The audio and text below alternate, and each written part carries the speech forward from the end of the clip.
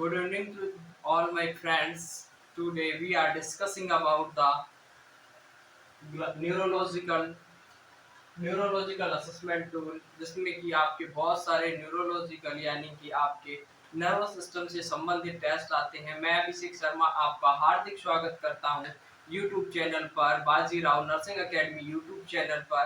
तो आज अपन डिस्कस करने जा रहे हैं बहुत ही इम्पोर्टेंट टॉपिक के बारे में, जो कि आपका न्यूरोलॉजिकल असेसमेंट टूल के बारे में आपको अध्ययन करना है। और आपको न्यूरोलॉजिकल यानी जो भी नर्वस सिस्टम से रिलेटेड जो भी अपन टेस्ट करते हैं उनके बारे में आप एक बाय एक आप पढ़ने जा रहे हैं। तो पहला जो भी टेस्ट आता है न्यूरोलॉजिकल असेसमेंट में, जो सबसे इम्पोर्टेंट आपका जो असेसमेंट के लिए जो मेनली यूज किया जाता है, वो फर्स्ट टेस्ट होता है आपका ग्लासगो कोमा स्केल, GCS, जिसको कि आपके ग्लासगो कोमा स्केल या GCS, मेनली इसको GCS के नाम से जाना जाता है। और GCS का पूरा नाम होता है, फुल फॉर्म होती है GCS की, वो Glasgow coma scale, Glasgow coma scale. और ग्लासगो कोमा स्केल को डेवलप किया था आपके ग्लासगो कोमा स्केल को आपके डेवलप किया था आपका ग्राहम टैस्डेल ने, और ब्रायन जेनेट ने इसको 1974 में 1974। अब आपका जो ग्लासगो कोमा स्केल है, ग्लासगो कोमा स्केल को 19 इसकी डिस्कवरी हुई थी वो 1974 में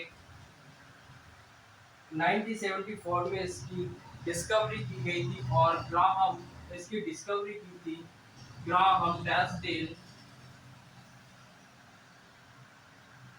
टैस्डेल और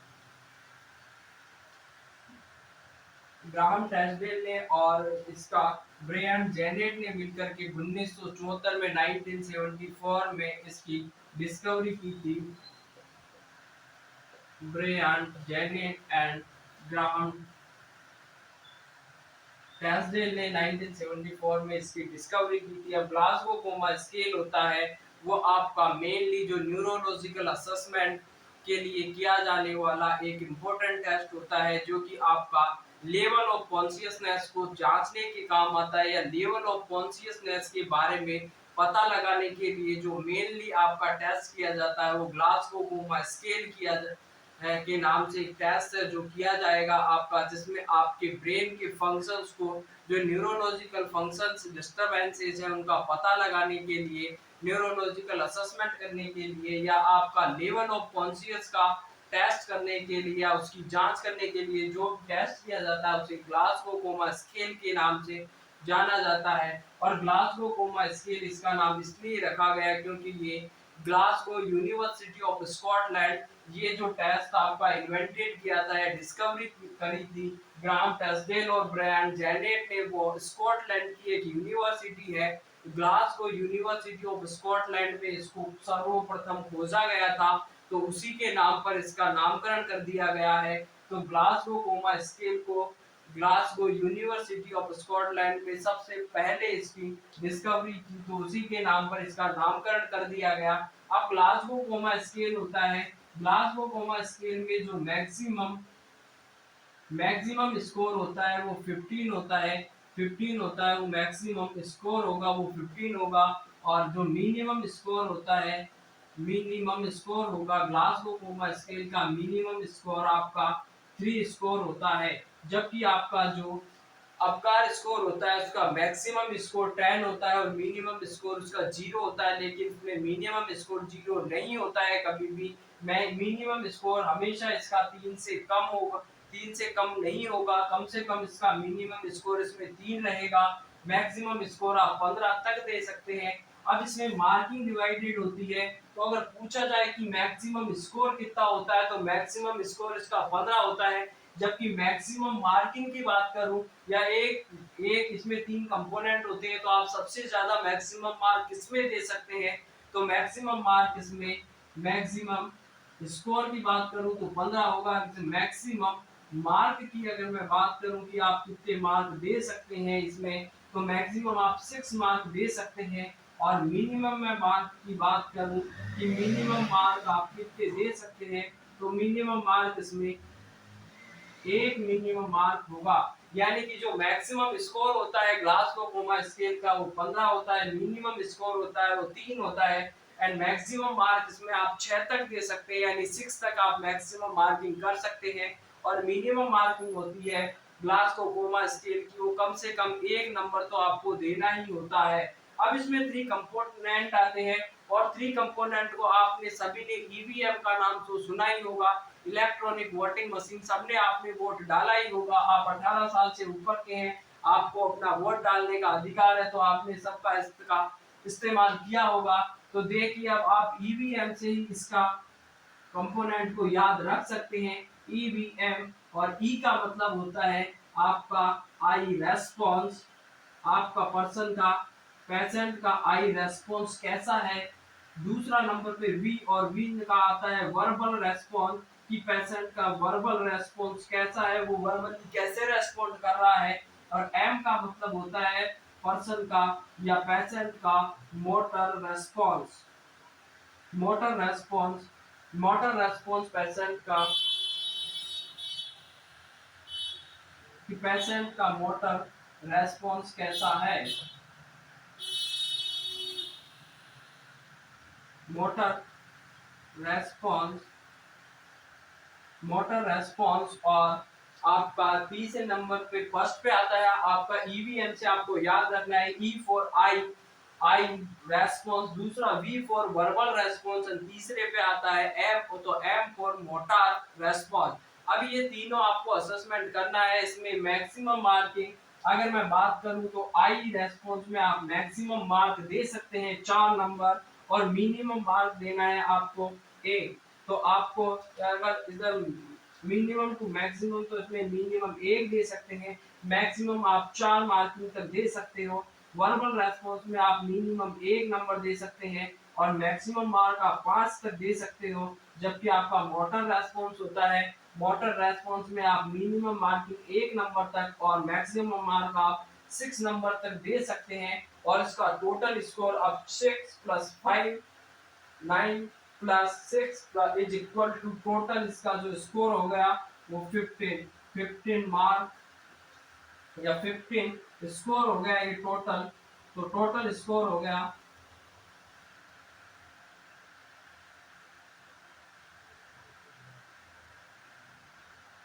टोटल स्कोर हो गया इसका 15। तो जो ग्लासगो कोमा स्केल होता है उसका जो मैक्सिमम स्कोर होता है वो 15 होता है, मिनिमम स्कोर होता है उसका 3 होगा, 3 से कभी कम नहीं होता है। इसमें सभी कंपोनेंट में मिनिमम आपका जो मैक्स मिनिमम स्कोर हो गया, मिनिमम मार्किंग कर सकते हैं आप 1 तक दे सकते हैं। जबकि आप मैक्सिमम मार्किंग की बात करें तो मैक्सिमम आप 6 तक दे सकते हो।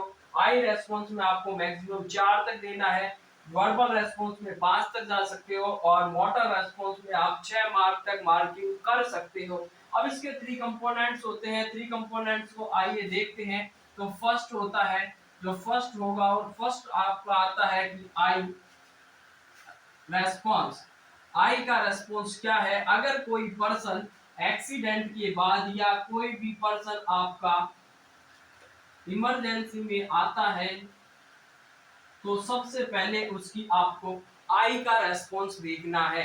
अब आई में अगर पर्सन आया है, पर्सन आप जाओगे, पर्सन आप एक पर्सन जो कि एक्सीडेंट हुआ पर्सन का, उसका आरटीए हुआ, रोड ट्रैफिक एक्सीडेंट होने के बाद इमरजेंसी में लाया जाता है। इमरजेंसी में लाने के बाद जब आप पेशेंट का असेसमेंट करोगे तो अगर पर्सन आई ओपनिंग करके है, अगर स्पॉन्टेनियस पर्सन ने स्पॉन्टेनियसली उसने आई को ओपन किया हुआ है, स्पॉन्टेनियस आई ओपनिंग है, तो उसको मैक्सिमम मार्क देना है 4, 4 नंबर दे दिए अगर उसने स्पॉन्टेनियस आई ओपन कर रखी है।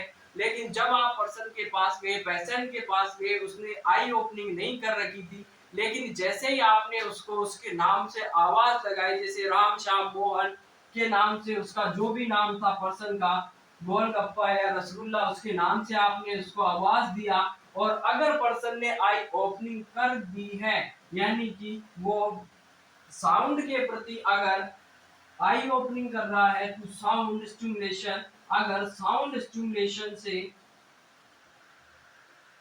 साउंड स्टिमुलेशन किया और साउंड स्टिमुलेशन से अगर उसने आई ओपनिंग कर दी तो उसको आपको 3 नंबर देना है। उसके बाद में आप गए, जो पर्सन था, पर्सन को आपने देखा, उसने स्पॉन्टेनियस आई ओपन नहीं कर रखी थी, आपने उसको आवाज दी उसके नाम से तो भी उसने अपनी आंखें नहीं खोली। लेकिन अगर आपने उसको पेन स्टिमुलस दिया, आपने उसको पिन चुबाई, आपने उसको किसी भी आर्टरी फोर्सेप्स से या कोई भी नेडल वगैरह से या आपके पेन से उसको पेन दिया, और अगर वो पेन देने पर या पेन स्टिमुलाई देने पर अगर आई ओपनिंग कर लेता है तो उसको 2 नंबर देना है। और आप सब कुछ करके परेशान हो गए, निराश हताश हो गए और नो रेस्पॉन्स आ रहा है, आपने देखा उसने आंखें नहीं खोल रखी थी, आपने उसको आवाज दी फिर भी उसने आंखें नहीं खोली, आपने पेन लगा लिया, चाम दाम दंड भेद सबका उपयोग करके देख लिया, साउंड से भी देख लिया, पेन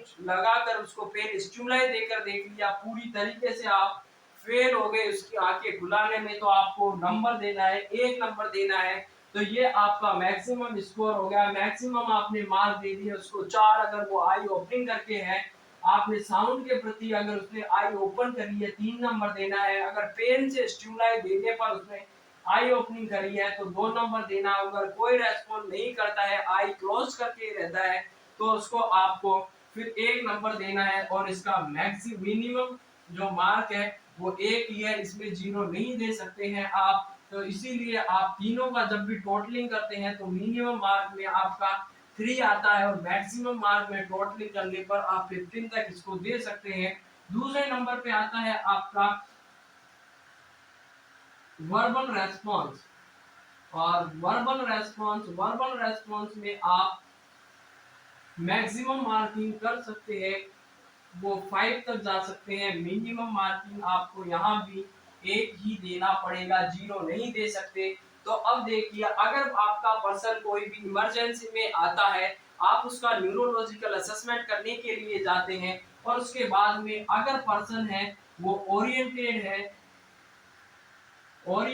है to time, TPP, time place और पर्सन, अगर वो टाइम प्लेस और पर्सन से ओरिएंटेड है तो उसको 5 नंबर देना है। आपने पूछा कि उसका कि आपका नाम क्या है, उसने बता दिया कि मेरा नाम राम श्याम जो भी है उसने बताया। उसके बाद में आपने उससे टाइम के बारे में पूछा, उससे कि टाइम क्या हो रहा है, तो उसने टाइम बता दिया कि सुबह के इतने हैं, फलाना सुबह के, शाम के, रात के इतने बज रहे हैं। तो आपने टाइम देख लिया। पर्सन के बारे में उसने पूछ लिया कि आप कौन है, कहाँ से हैं, और आपको लास्ट में पूछना है प्लेस, आप कहाँ पर हो, तो वो कहेगा कि मैं हॉस्पिटल में हूँ, तो उसको टाइम, प्लेस और पर्सन से ओरिएंटेड है तो 5 नंबर दे दिए।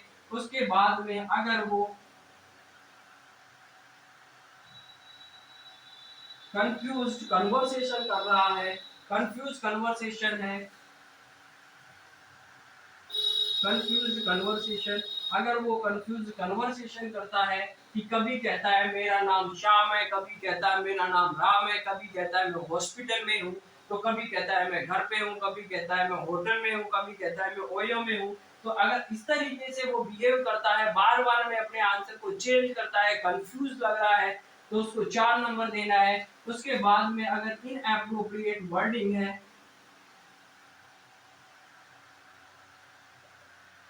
इनएप्रोप्रिएट वर्ड्स, अगर वो बार बार में कोई इनएप्रोप्रिएट वर्डिंग यूज करता है, जैसे कि मान लो उसने आपने पूछा कि आप कहाँ पर हो, कभी वो कहता है कि मेरा नाम ये है, वो है, फलाना ढिकाना, जो वर्डिंग है वो इनएप्रोप्रिएट है, कभी क्या कहता है, कभी क्या कहता है, तो उसको आपको 3 नंबर देना है। और लास्ट में आपका इधर में आता है कि इनएप्रोप्रिएट वर्डिंग कर दी, उसके बाद में अगर इनकॉम्प्रिहेंसिबल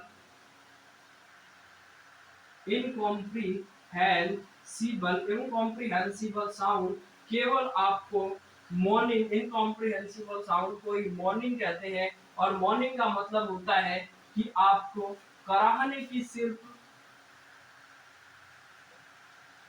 कराहने की आवाज आती है, केवल और केवल वो कुछ नहीं बता पा रहा, ना कुछ बोल पा रहा है, केवल और केवल आपकी चू चू चू करने में लगा हुआ है कि दर्द के मारे वो करा रहा है, उसको कुछ पता नहीं है। अगर दर्द के मारे वो चिल्ला चोट बजाने की बजाय बिल्कुल कराने की अगर आवाज करता है तो मोर्निंग कहते हैं, उसे इनकॉम्प्रिहेंसिबल साउंड आ रही है, 2 नंबर देंगे। और इधर में आपका अगर नो रेस्पॉन्ड है, पेशेंट आया इमरजेंसी में और ऐसे का ऐसे ही पड़ा हुआ है, कोई रेस्पॉन्ड नहीं कर रहा है, कराने की आवाज भी नहीं आ रही है, तो उसको आपको 1 नंबर देना होता है। अब देखिए शुरू से कि वर्बल रेस्पॉन्स में आप मैक्सिमम मार्किंग कर सकते हैं 5 तक, मिनिमम कर सकते हैं 1 तक। अब ओरिएंटेड है, अगर टाइम प्लेस और पर्सन, पर्सन इमरजेंसी में आया, उसने टाइम प्लेस और पर्सन के बारे में अगर सही सही बता देता है तो उसको 5 नंबर देना है।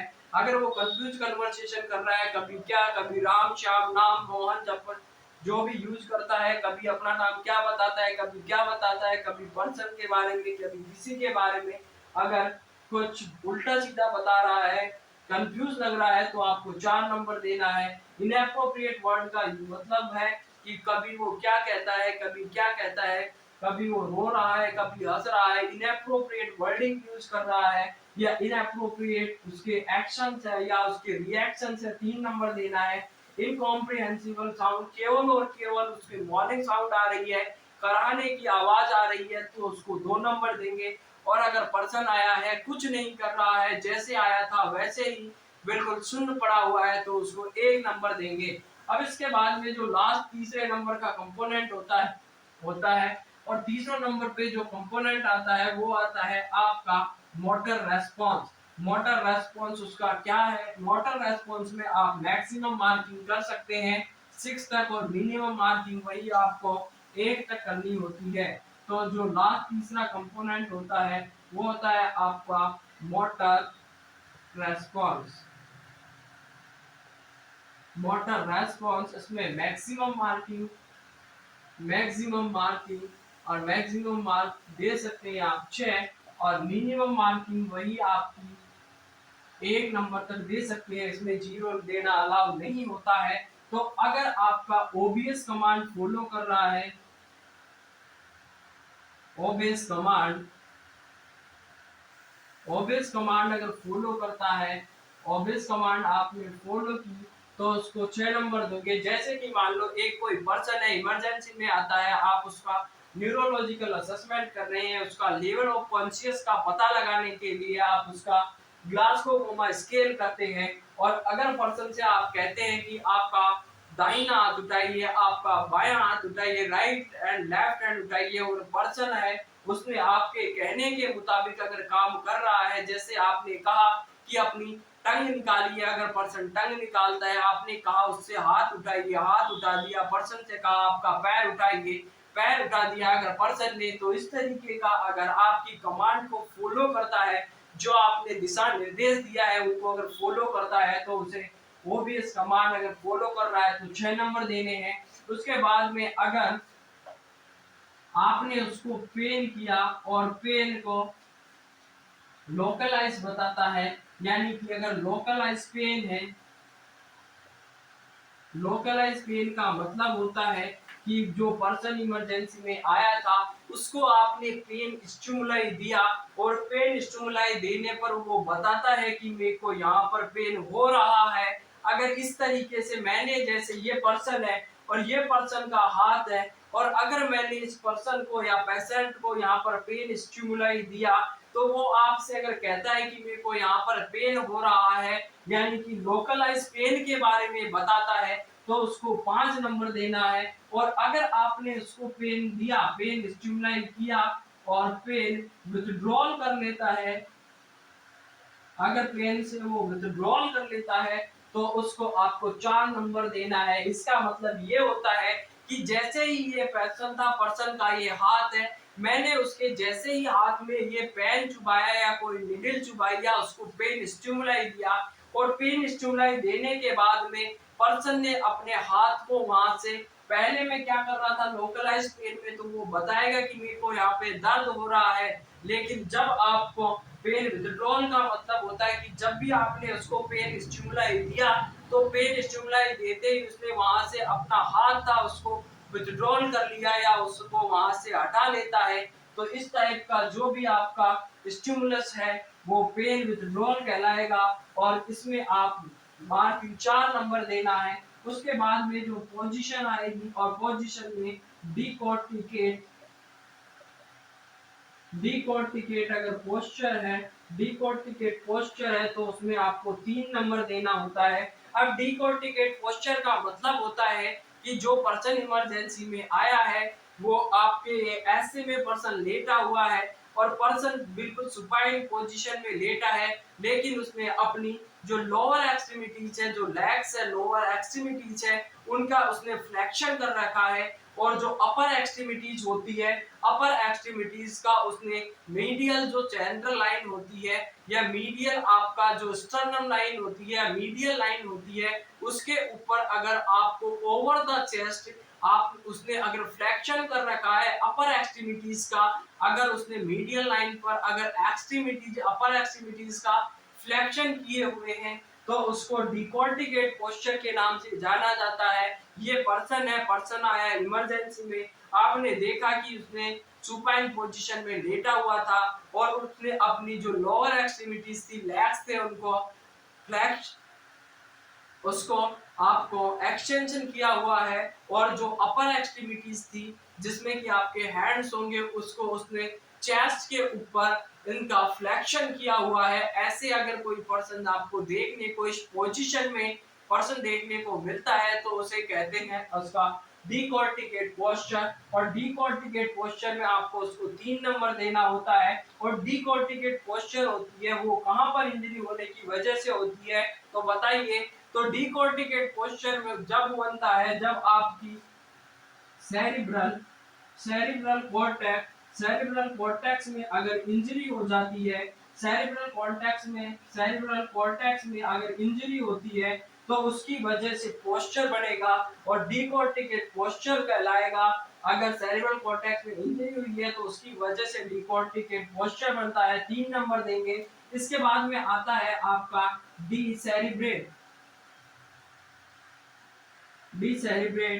पोस्चर। और डिसेरिब्रेट पोस्चर होगा,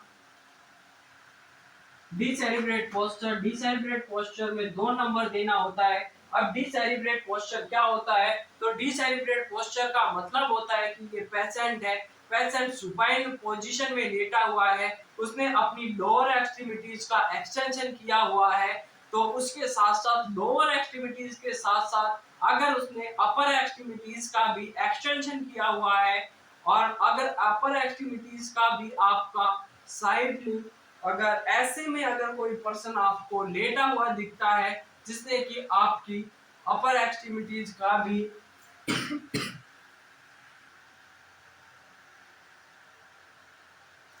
अब डिकॉर्टिकेट पोस्चर का मतलब होता है कि आपका ये पेशेंट है और पेशेंट ने अगर डिकॉर्टिकेट पोस्चर का मतलब होता है कि ये आपका पेशेंट है, पेशेंट इमरजेंसी में आया हुआ है, उसका आप ग्लासको कोमा स्केल देख रहे हैं। अगर पेशेंट सुपाइन पोजीशन में लेटा हुआ है और उसने लोअर एक्सट्रीमिटीज का एक्सटेंशन किया हुआ है और उसके साथ साथ ही अगर उसने आपकी अपर एक्सट्रीमिटी का भी लेटरल एक्सटेंशन किया हुआ है, अगर ऐसे है कोई पर्सन ऐसे देखने को मिलता है कि उसने अपर एक्सट्रीमिटीज का भी लेटरल एक्सटेंशन किया हुआ है तो ये पोस्चर कहलाता है, वो आपका डिसेरिब्रेट पोस्चर कहलाता है। और ये मिड ब्रेन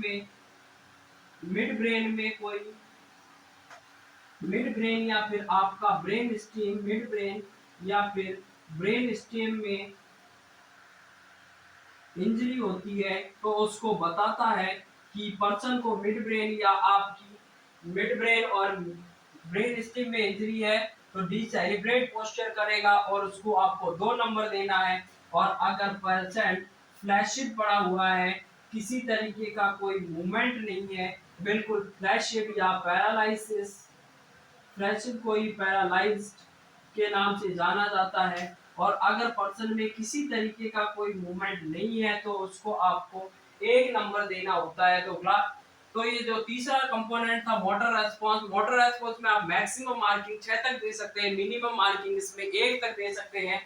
इसमें आता है ऑब्वियस कमांड, अगर जो भी आपने कहा उस कमांड को या आपके दिशा निर्देश को फॉलो करता है तो उसमें आपको 6 नंबर देना होता है। जैसे आपने कहा कि हाथ उठाओ पैर उठाओ, वो कर रहा है, ओबीएस कमांड फॉलो कर रहा है, आपकी कमांड को फॉलो करता है, 6 नंबर दे दो। लोकलाइज पेन का मतलब होता है कि आपने पेन किया और पेन बता रहा है कि यहाँ पर मेरे को पेन हो रहा है, तो उसको लोकलाइज पेन के नाम से जानते हैं, 5 नंबर दे दो। पेन विथड्रॉल करता है, आपने पेन का स्टिमुलाई दिया, पेन स्टिमुलाई देने के बाद उसने वहां से अपने हाथ को या पैर को जहां भी आपने पेन स्टिमुलाई दिया वहां से अगर वो उसको रिमूव कर लेता है, विथड्रॉल कर लेता है, तो 4 नंबर देना है। उसके बाद में डीसेरेब्रेट डिकॉर्टिकेट पोस्चर, डिकॉर्टिकेट पोस्चर में 3 नंबर देते हैं, और ये आपका जो सेरेब्रल कॉर्टेक्स की इंजरी होती है तो उसमें देखने को मिलता है, इसमें पर्सन होगा वो सुपाइन पोजीशन में होगा, उसकी लोअर एक्सट्रीमिटीज होगी वो एक्सटेंशन होगी, लेकिन अपर एक्सट्रीमिटीज का ओवर द चेस्ट या मीडियल लाइन पर आपको एक्सटेंशन देखने को मिलता है। जबकि डिसेरेब्रेट पोस्चर होता है, 2 नंबर देते हैं, ये मिड ब्रेन या ब्रेन स्टेम की इंजरी को दर्शाता है। और अगर इसमें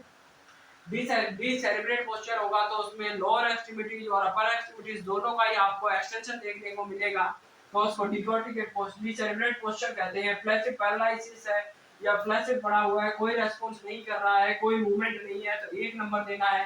तो इसका जो मिनिमम स्कोर था वो 3 हो गया, और क्योंकि सब में आपको एक एक नंबर देना है, 0 तक इसमें नहीं जा सकते हैं आप, और मैक्सिमम स्कोर आपका मैक्सिमम मार्क आप 6 तक दे सकते हैं, इसलिए आपका मैक्सिमम स्कोर होगा वो आपका 15 हो गया। तो इसके साथ ये अब देखते हैं हम इसका रिजल्ट क्या आएगा। अगर किसी का ग्लासगो स्केल का जो रिजल्ट आता है वो आपको किस आधार पर आप ये बताएंगे, या किस के आधार पर आप बताओगे कि पर्सन को होश में है, बेहोश है, या फिर मदहोश है, या फुल्ली कॉन्शियस है, अनकॉन्शियस है, या सेमी कॉन्शियस है, या कोमा में है, तो उसका पता करने के लिए आप अगर स्कोरिंग करते हैं, अब इसकी स्कोरिंग होगी। अगर स्कोरिंग आपकी 13 से लेकर के 15 यानी 13 to 15 आता है, स्कोरिंग अगर आपकी 13 से 15 आती है, 13 से 15 अगर इसका स्कोर आता है, तो ये होता है आपका फुल्ली कॉन्शियस। फुल्ली कॉन्शियस है, इसमें आपको किसी तरीके की कोई दिक्कत देखने को नहीं मिलेगी, बिल्कुल आपका पर्सन है या पेशेंट है वो कॉन्शियस है, फुल्ली कॉन्शियस है। अगर स्कोर आता है आपका 9 से लेकर के 12, 9 to 12 अगर स्कोर आता है, अगर स्कोर 9 से 12 आता है, तो ये आपका सेमी कॉन्शियस वाली स्टेज होती है, जो कि आपको अनकॉन्शियस में ले जा सकती है। और अगर पर्सन का स्कोर आता है 8 या 8 से कम अगर स्कोर आ रहा है, तो इसका सीधा सीधा मतलब है कि वो पर्सन है वो अनकॉन्शियस है। अनकॉन्शियस होगा अगर पर्सन का स्कोर 13 से 15 आता है, फुल्ली कॉन्शियस है, 9 से 12 आता है तो सेमी कॉन्शियस है, 8 से कम आता है, 8 या 8 से कम आता है तो अनकॉन्शियस है, और अगर स्कोर आता है 3, तो 3 का मतलब होता है कि पर्सन है वो डीप कोमा में चला गया है। अगर पर्सन डीप कोमा में चला गया है तो उसका स्कोर होगा वो 3 होगा। 13 से 15 में फुल्ली कॉन्शियस यानी कि होश, 13 से 15 है तो वो होश में है, 9 से 12 है तो मदहोश है यानी सेमी कॉन्शियस है, और अगर स्कोर आपका 8 या 8 से कम है तो बेहोश है। होश, मदहोश एंड बेहोश, ये आपने तीनों करेक्ट देख लिया। इसका कहां पर स्कोरिंग है, 13 से 15 है तो होश में है, फुल्ली कॉन्शियस है, 12 से 9 से लेकर के 12 है तो मदहोश है यानी सेमी कॉन्शियस में है, और अगर पर्सन का स्कोर 8 या 8 से कम आता है तो वो आपका बेहोश है, और अगर पर्सन का स्कोर 3 आता है तो वो डीप कोमा में होता है।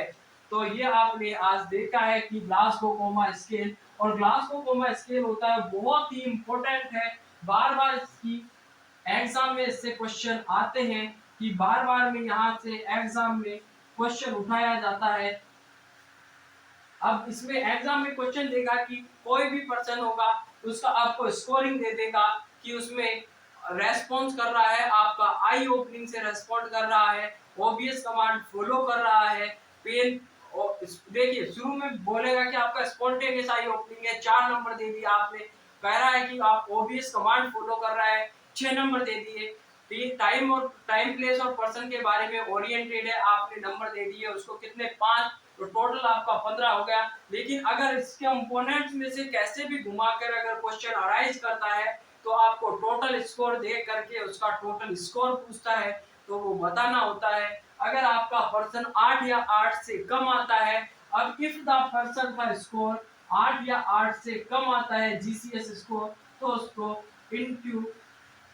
इंट्यूबेशन की रिक्वायर होती है। इंट्यूबेशन इसमें रिक्वायर्ड होता है। अगर पर्सन का स्कोर 8 या 8 से कम आता है तो उसमें उस पर्सन में आपकी इंट्यूबेशन की रिक्वायर होती है, क्योंकि उसका रेस्पिरेटरी स्टेटस, आपका ब्रेन स्टेटस होता है वो पूरी तरीके से डिस्टर्ब हो जाता है। इसलिए पेशेंट को आपको एपनिया और रेस्पिरेटरी फेल्योर के चांसेस होते हैं। इसलिए उस पर्सन को आपको जल्दी से जितना जल्दी हो सके एज सुन एज पॉसिबल आपको उसको इंक्यूबेट करना होता है।